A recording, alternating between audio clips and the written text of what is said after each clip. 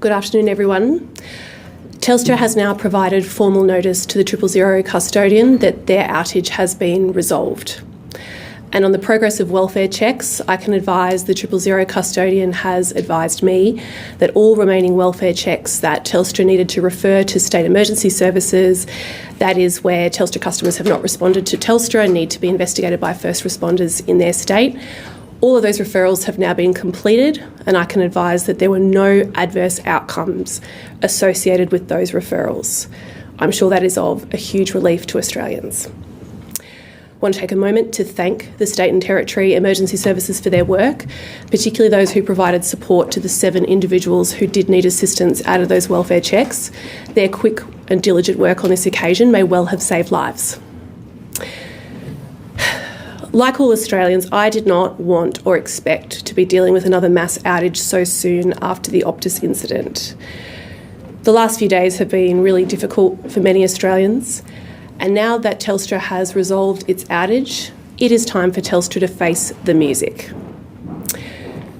Telstra has a lot of questions to answer. We need to get to the bottom of what happened. We need to understand how to prevent it from happening again, to make sure that something like this does not happen ever again. And I expect that Telstra will cooperate fully and transparently with all investigations, and the CEO and CFO have both given me that assurance. Telstra has held special trust from Australians. It has been respected as the premium service. It is an iconic company. It has a rich history. But that trust really stands in peril today. It is going to take Telstra a lot of time and a lot of work to rebuild that trust with Australians.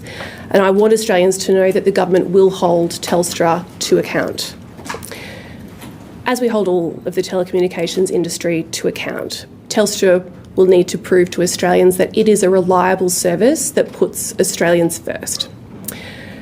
The Albanese government has significantly increased regulation and scrutiny of this industry in our time in government, and we will work collaboratively as partners, but we will not take a backward step when it comes to holding telcos to account. And I'll hand over to Adam Suckling, the Deputy of ACMA. Thank you very much, Minister. My name is Adam Suckling. I am the Deputy Chair of the Australian Communications and Media Authority.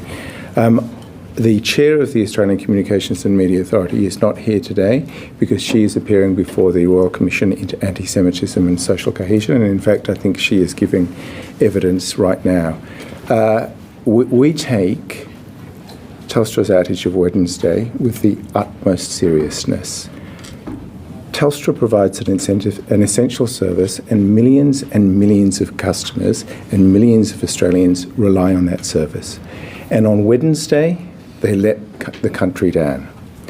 Therefore, on the day of the outage, we announced and we informed Telstra that we would commence an investigation. And we're investigating into whether Telstra has complied with its legal and regulatory obligations under the law, including a range of new measures that the government introduced to beef up the 000 system. Under those new powers, Telstra can face civil penalties of up to $30 million. So we will be working very hard to hold them to account. Thank you, Minister. Happy to take your questions. I might start with Tom and then I'll go next to you, Oscar. You've said that it's time for Telstra to face the music, no backward step from the government, their trust with the public stands in peril. Should the CEO consider her position? I think the CEO got asked that question earlier today and said this is a matter for the investigation. We are on day 3 of the outage. I was advised between the Telstra press conference and standing before you now that this issue has been formally resolved. ACMA is on day 3 of its investigation. I think she said that the board will contemplate that as part of its internal processes. We would expect Telstra to comply fully and transparently with the investigation that ACMA will undertake. The 000 custodian will also be conducting a post-incident review, and I will wait for those facts and recommendations to come in before I consider my position. Oscar. Putting yourself in Telstra customers' shoes, is it fair that they have to call up the telco, potentially spend an hour on the phone, something that some Australians already dread, to make a complaint to maybe get some compensation? Why should small businesses be put out even more? Yeah, Oscar, I would expect that Telstra provides an expedited triage process for its customers to deal with compensation here.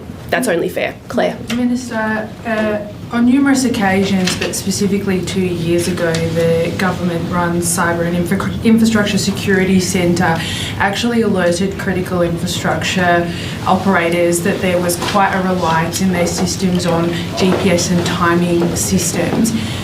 Could more have been done to force those infrastructure holders like telcos to make sure that there were redundancies in their system? Maybe this is a question for ACMA as well, about actually addressing what has clearly been an area of potential weakness identified for many years by government authorities. Well, I would say, as you would well know, Telstra is captured by security critical infrastructure legislation, which means it has to observe higher standards and more rigorous processes when it comes to discharging their duties. And that is a right and good thing. Adam, did you want to elaborate on anything? I'll just make one point, Minister. One of the things that we're looking at under our investigation is that Telstra need to ensure that they do everything they possibly can to make sure that people can get through to 000. That includes maintaining their network. So one of the questions we will inevitably look at and ask them about is how they configure their network, which will inevitably involve us asking questions around the equipment that they've got in the network. Minister, have you sought briefings from South Australian Police, the government in South Australia or Telstra about a death that has been potentially linked to this outage? So you understand the SSA police investigation is ongoing, and Telstra cooperated with them overnight, and you heard in their Telstra press conference that they provided a technical update at what their investigations had heard at their end at this stage. We are all working collaboratively together. We await the SA Police investigation to run its course, but there is currently no evidence that there is any causative link between the Telstra outage and this very sad outcome. Has that been conveyed to you in briefings you've had directly with those bodies? Yes. Minister, former Senator Derryn Hinch has passed away today. One of the nation's most respected broadcasters. As Communications Minister, can you reflect on his career? Would you hope the government maybe holds a state funeral for Derryn Hinch? Well, I offer my condolences to all of those who loved Derryn Hinch. As the Communications Minister, obviously, to me, he's known best as a journalist, a renowned journalist. He was an author, lately a federal senator. I think he will be remembered as an icon of the media. I think that's fair to say, and by all those fondly whom he fought and advocated for. I'll leave those questions to the Prime Minister. Minister, on Claire's question, federal government agencies and academics warned Telstra about this glitch. Do you think that this outage could have been avoided? I will wait for the facts and recommendations to come in from the ACMA investigation. Adam, I don't know if you want to speak to that further, and the 000 custodian post-outage review in order to make any determinations about further policy. But I would make the point, we have done a lot as a government since what happened in September happened. We legislated the 000 custodian. We increased the fines to $30 million. We now have another piece of legislation before the Parliament right now, which would give the Minister new powers to mandate mobile minimum standards across the country. Now, I'm disappointed to say that we sought to work with the Coalition on that before introducing it to Parliament. They were not collaborative. They did not offer any suggestions. They did not offer any improvements to that bill. They've been speaking against it in the House. They have not given me any indication that they intend to support it. But that bill before the House right now would give the Minister new powers to mandate minimum standards domestically and terrestrially, not just on satellites. And I would urge the opposition to collaborate with us and to get that bill passed. Who have I been to? I'll just make 2 points in relation to that. Some of the new powers that the Minister referred to. Telstra has an obligation to provide 45 days after a major outage like this a report which explains very, very clearly why it happened and what the steps that they have taken to make sure it won't happen again. They have to provide that report to the SEMA and also to the custodian. And the second thing I'd add is, in our investigation, we will of course ask all of these questions, and then the ultimate conclusions of our investigation will be made public. Minister, what did you make of Ms. Braden's apology? It was the right thing to do. Minister, I know you asked about this on Wednesday, but Michael Ackland has now said there were potentially some issues with the CAMP-on system. There's supposed to be this industry campaign to make people aware if they're on an older device that might not be capable of doing this CAMP-on to another network to call 000. Where is that campaign at? Could we see it shortly? Do you think that this now needs to be fast-tracked and rolled out to make sure that that isn't a gap in the system? We have already been working with the Telecommunications Alliance on that particular campaign and with the 3 telcos, obviously. There is nothing in what we know so far about this outage that would suggest that had that campaign already been on foot, it would have made any difference to the outcomes here. But of course, we will continue that work. Caitlin. We've heard some pretty scathing remarks about big tech companies at the Royal Commission today about how they've engaged, but also what they do to tackle anti-Semitism. Have you been satisfied as Communication Minister with how these platforms have engaged with the Royal Commission? And then also there was a suggestion or questions today about whether X should be banned in Australia. Do you think that the platform X has lost its social licence here? I can't speak to the experiences of the Royal Commission because I stand over here as the Communications Minister. I can say, as the Communications Minister, the efforts from social media platforms have been highly patchy when it comes to upholding and obeying Australian laws. That's why we're so keen to legislate the digital duty of care in the second half of this Parliament. And just to follow up on that one, sorry, one of the concerns raised is that a lot of these platforms don't have moderators based in Australia. They don't have a corporate presence. Would you urge these platforms to establish that in Australia? I would urge social media platforms, if they want to make profits from Australian companies, if they want to transact their business on Australian shores, then they should uphold Australian laws. Given all the changes that were implemented after Optus, are telcos still too slow in informing the federal government about the outage in the first place? And given that the Telstra CEO this morning, she was dodging questions about whether executives should still get bonuses, is that a fair thing for executives to still be in line for bonuses when small businesses and other customers need to be compensated? I think we can all agree that telcos need to lift their game, and I want to reassure Australians that we will hold Telstra's feet to the fire so they feel your pain. What has gone on here is not good enough, and Telstra has committed to cooperating fully with the government, with ACMA, in our investigations. Now, obviously, the result of the ACMA investigation ultimately becomes a question of penalties, so we need the facts and the recommendations to play out before we get to that. Can I just speak? Can I just add one thing to what the ma'am? Thank you. Just to your question, that question about did they meet their obligations to tell people in a timely manner what was going on, that is one of the things that we will look at in our investigation. Can I just pick up on that? Telstra have said that they started to identify this issue at around 4:20 a.m. Sydney time, that it was something that kind of grew in scale and that it only, quote, hit a certain threshold at about 7 a.m, which was when your office, Minister, was contacted. It's when Vicky was told. It's when Michael Ackland was told. That's more than 2.5 hours. Is that something that you think is satisfactory, particularly given, for example, media were being given a statement about this issue some half hour before your office was informed? That's what they're required to do under the law. They have obligations under the law, and we have bolstered those obligations since September. That's one of the things that has been improved in this outage compared to September. Adam, did you want to speak to the timing? Look, I just wanted to reiterate that it's something that we will look at, and that's a very, very good question. What was the most appropriate point that they should have told their customers, the public, and key stakeholders what was going on? Minister, your government has laid out... Sorry, I did promise I'd go there next. I'll come to you.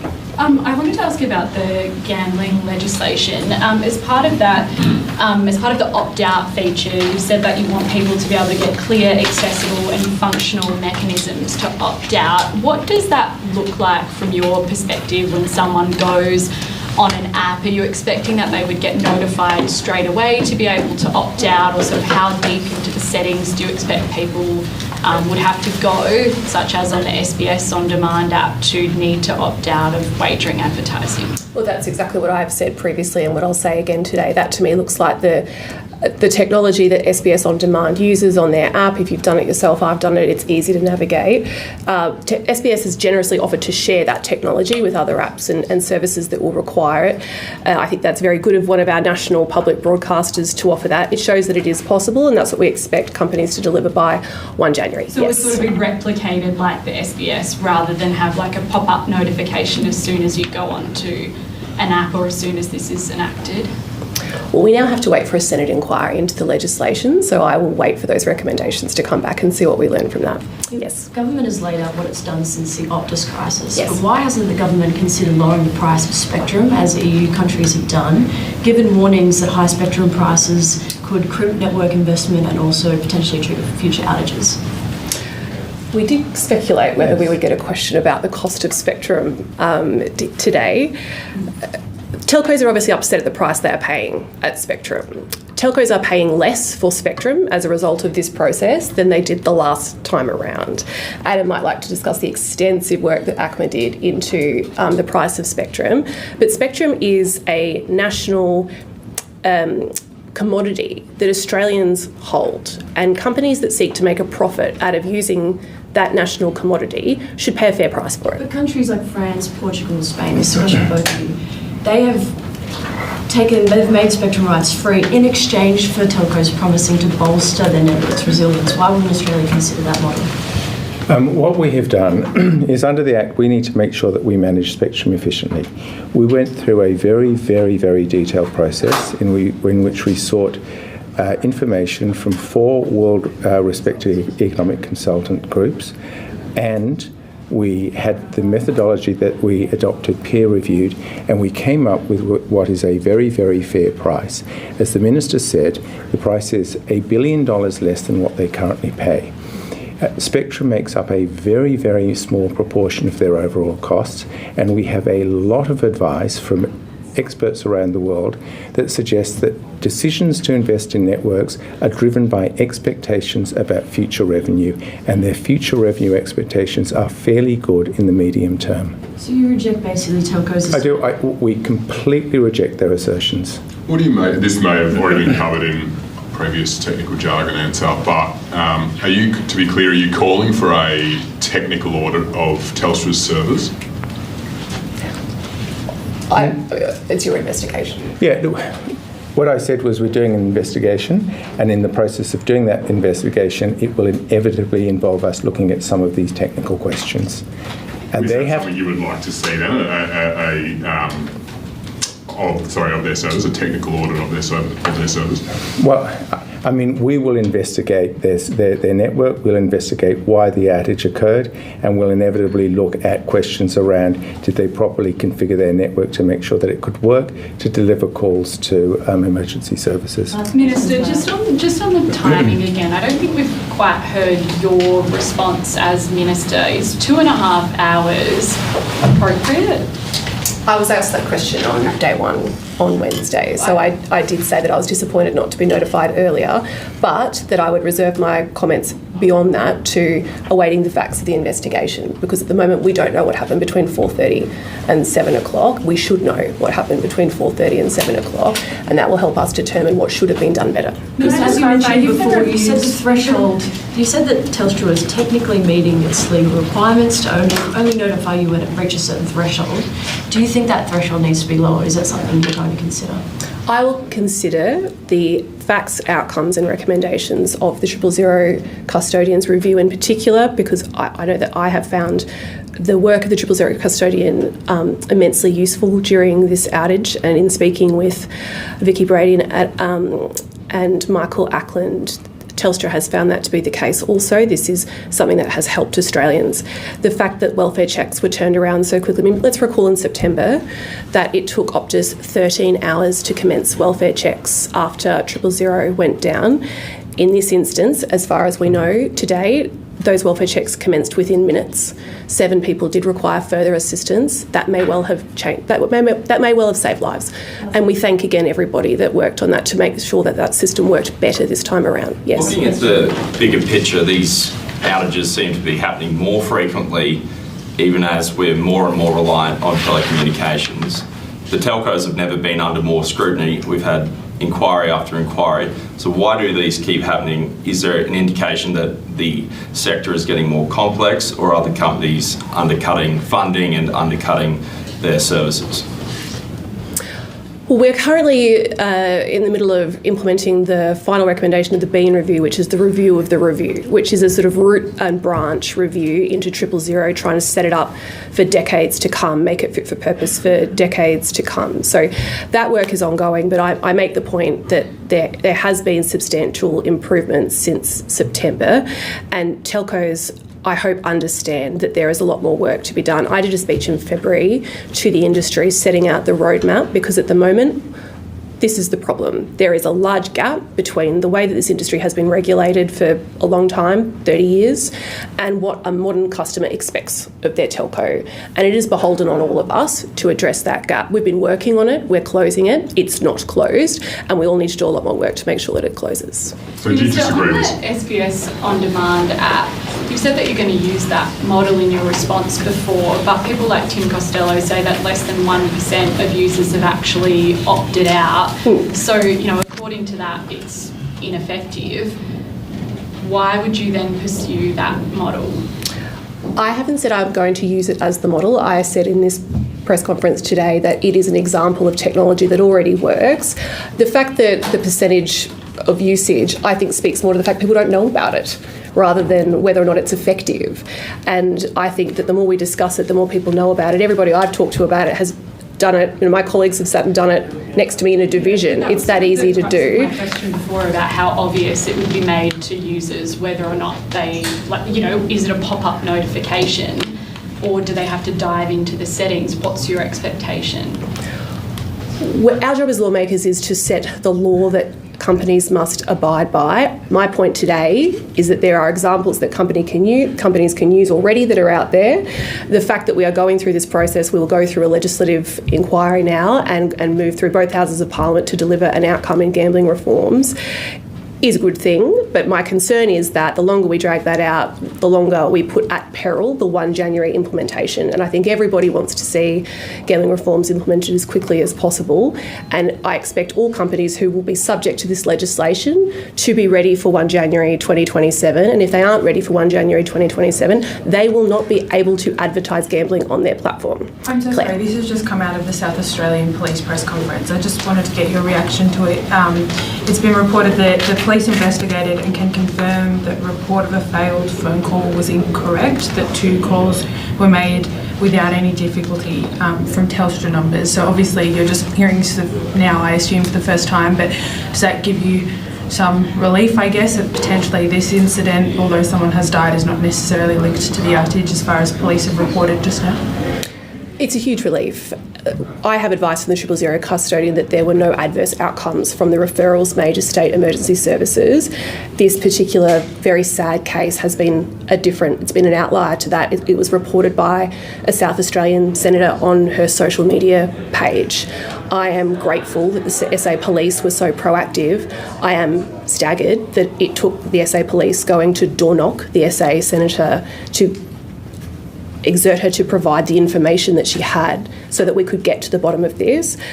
I am relieved that the outcome here is that there is no causative link between the outage and what is a tragic loss for the family, and let's all send our condolences to the family who are mourning the loss of a loved one today.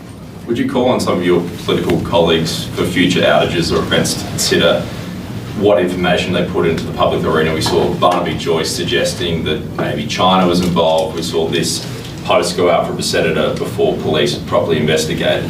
That just adds fear, doesn't it? It is really disappointing how much the opposition has played politics with the communications portfolio in the past week. They sent the social media legislation asked for by Julian and Grant to an 8-week inquiry of a 500-word piece of legislation. Like you said, the opposition leader Angus Taylor went out and made completely unsubstantiated remarks about the source and malicious source of this Telstra outage. There is no evidence for that. We're on day 3. There remains no evidence from that from any of the authorities whose job it is to know about that. We had the shadow opposition communications minister make 000 calls herself. She should account for why she thought that was a helpful contribution to a national outage. She would have had to have welfare checks undertaken on her. Those welfare checks would have been processed. That is resourcing on a system under strain that she has occupied, and it's up to her to account for why that was a helpful contribution. The opposition leader then defended her actions by saying she was technically not in breach of the law. If you are the opposition leader and you are having to defend your front benchers as not technically in breach of the law, you have made a wrong step somewhere along the journey. And now an opposition senator has made a post on social media that has sent SA Police, a huge number of first responders and authorities on an investigation which now, according to Claire, I've not yet seen this, but I trust the ABC, has demonstrated there is no causative link between the outage and this tragic death whatsoever. So I think the opposition have a lot to account for in their conduct out of this week. I'm disappointed, but I have gotten on with the job. We have been working diligently day and night. We are very pleased that this outage has been resolved, but it is now time for Telstra to face the music, and I will hold them to account. Thank you, everyone.